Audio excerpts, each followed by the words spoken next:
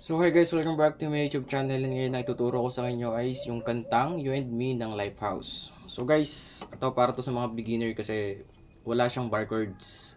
Napakadali lang ng chords niya. Ang chords niya is nasa family chords lang ng G. Kaya madali niyo siyang masusundan. So guys, hindi ako magtuturo sa ibang video ko, hindi ako nagturo ng strumming pattern, pero dito is pagbibigyan ko yung iba na nagre-request ng strumming pattern. Kumbaga guys, basta maniwala kayo sa akin, kapag lagi yung tinatanong yung strumming pattern, dyan kayo magtatagal matutong mag-gitara.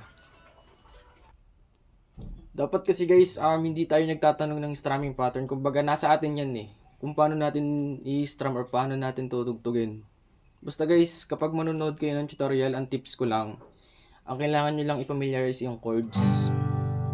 Okay?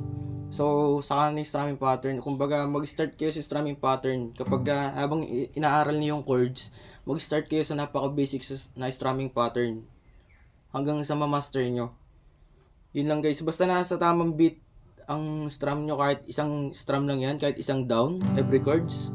Okay yan, basta nasa tamang beat.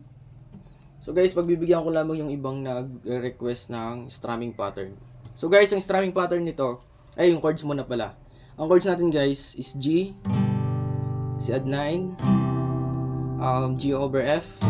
Yan. Kung kasi add 9 kayo, lagyan nyo itong hituturo dito sa taas, pinakataas, second fret. Tapos tanggalin nyo to. Yan.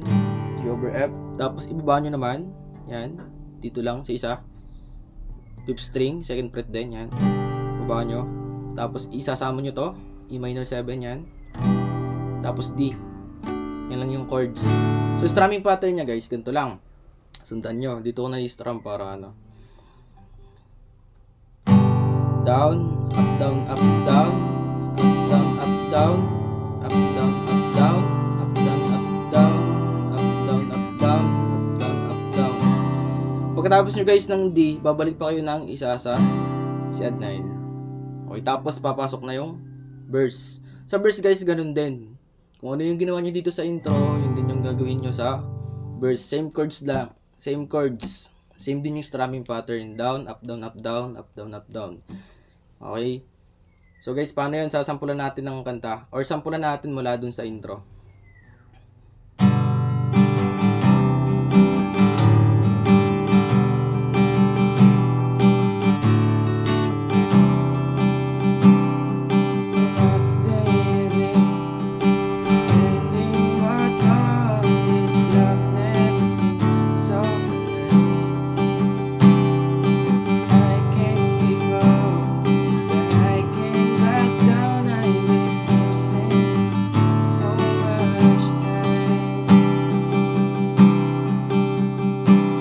Tapos papasok guys yung chorus.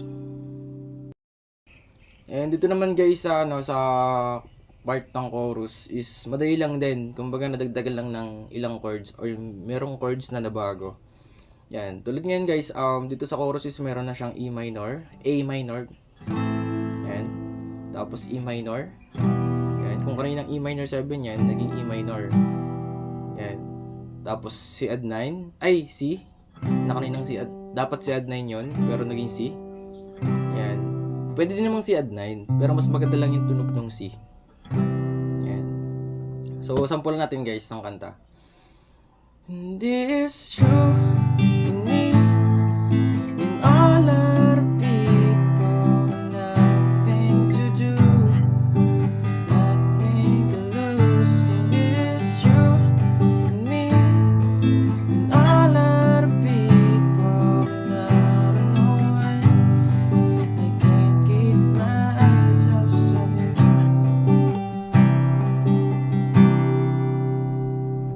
Tapos yun guys, ulitin nyo lamang yung verse, tas chorus, tapos yun na.